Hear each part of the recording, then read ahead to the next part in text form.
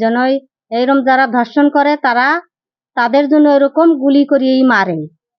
যদি টিএমসি সরকার থাকতো তাহলে আজ ওই এনকাউন্টার হতো না, ওই ক্রিমিনাল বাড়তেই থাকতো। যেমন আমার তামান্না চলে গেছে তখন আমি বারবার পুলিশের কাছে চেয়েছিলাম, বিচার চেয়েছিলাম, দুয়ারে দুয়ারে গেছি, বিচার চেয়েছি যে ওই ক্রিমিনালদের ফাঁসি দিতে হবে। আমার মেয়েটা চলে গেছে, আমার ছোট্ট মেয়েটা বিনা দোষে শেষ করে দিয়েছে, ওই ক্রিমিনালদের ফাঁসি দিতে হবে। 1 বছর হয়ে গেল, এখন পর্যন্ত আমি বিচার পাইনি। নতুন মুখ্যমন্ত্রী আসছে, আমার মেয়েরা যারা ধর্ষণ করেছে তাদের সকলের মুখ্যমন্ত্রীর কাছে আমার এই আবেদন, যেন তাদের সকলকে ফাঁসি দেয়। আরও ওর সঙ্গে যারা অভিযুক্ত আছেন তাদেরকেও এনকাউন্টার কি ফাঁসি দিতেই হবে সরকারের কাছে, এটাই দাবি। এটা আমার দাবি, সবার দাবি থাকবে।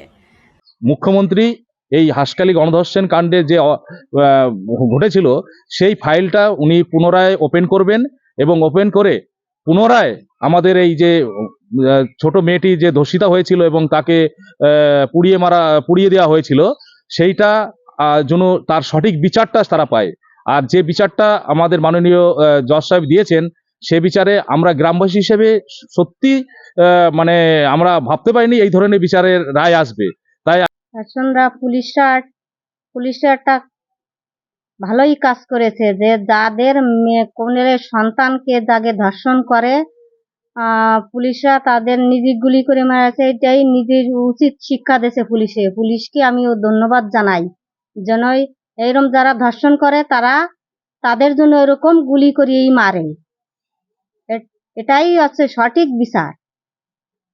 বিচার তো হলো না, কোর্টে তো তুলতে পারলো না, তার আগেই তো পুলিশ গুলি করেছে। গুলি কোর্টে বিচার তো করে না, জজরা করে না, কেউই করে না। সেই বিচারটাই পুলিশে সঠিক বিচার করেছে, যে যাদের সন্তানকে মার কোলের থেকে খালি করে পুলিশরা এইটাই উচিত শিক্ষা দিয়েছে, যে জায়গায় গুলি করে দিয়েছে, এইটাই সঠিক বিচার হয়েছে। এখনো তো 3 জন আসামি রয়েছে এই ঘটনায়, তাদেরও পুলিশ ওরম ধরিয়ে জায়গায় নিয়ে গুলি করে মারলি আমি সঠিক বিচার খুশি হই। আপনাদের ঘটনায় তো বিচার হয়ে গেছে, তো সেই বিচার মানে যে বিচার হয়েছে সেটা কি খুশি?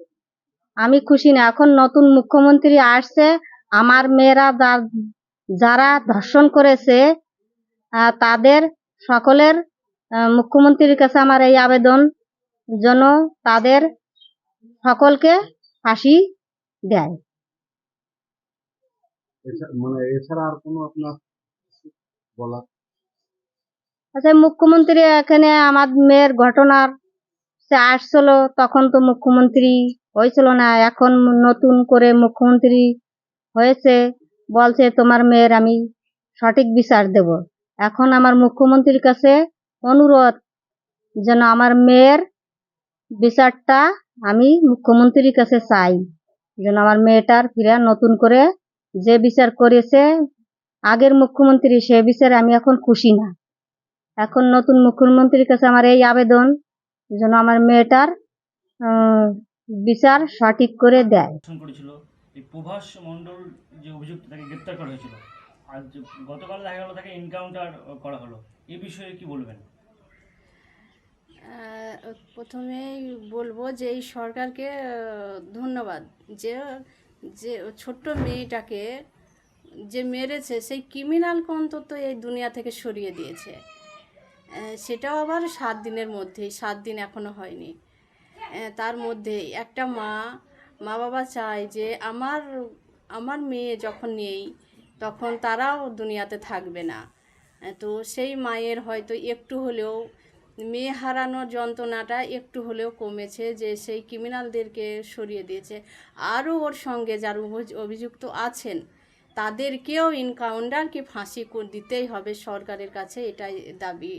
এটা আমার দাবি, সবার দাবি থাকবে। আর যদি টিএমসি সরকার থাকতো তাহলে আজ ওই ইনকাউন্টার হতো না, ওই ক্রিমিনাল বাড়তেই থাকতো। যেমন আমার তামান্না চলে গেছে, তখন আমি বারবার পুলিশের কাছে চেয়েছিলাম, বিচার চেয়েছিলাম, দুয়ারে দুয়ারে গেছি, বিচার চেয়েছি যে ওই ক্রিমিনালদের ফাঁসি দিতে হবে। আমার মেয়েটা চলে গেছে, আমার ছোট্ট মেয়েটা বিনা দোষে শেষ করে দিয়েছে, ওই ক্রিমিনালদের ফাঁসি দিতে হবে। 1 বছর হয়ে গেল, এখন পর্যন্ত আমি বিচার পাইনি। 1 বছর পরে সরকার পাল্টালো, তবেই আমি ক্রিমিনালদেরকে ভেতরে ঢোকানোর এই এতটুকু আদেশ পেলাম। তো সরকার পাল্টালো তবেই। যদি সেই টিএমসি সরকার থাকতো তাহলে এখনও আমার মেয়েকে যারা মেরেছে সেই ক্রিমিনালরা বাইরে থাকতো। বারুইপুরের বাচ্চা মেয়েটাকে যারা মেরেছে তা সেই শাস্তি তারও হতো না, এনকাউন্টার হতো না, যদি টিএমসি সরকার থাকতো। বিজেপি সরকার যদি তখন থাকতো, যখন আপনার মেয়েকে বোমার আঘাতে মারা হয়েছিল, তাহলে কি যারা আসামি ছিল তারা কি এনকাউন্টার হতো মনে হচ্ছে আপনার? একদম হতো। কেন, যদি বিজেপি সরকার তখন থাকতো তাহলে ওই ক্রিমিনালগুলো আজ পর্যন্ত এই দুনিয়ায় থাকতো না, ওই ক্রিমিনালগুলোদের শাস্তি হয়ে যেত। আপনার মেয়ের প্রতি কি আশা করেছিলেন যদি এই সরকার থাকতো, কি আশা করতেন?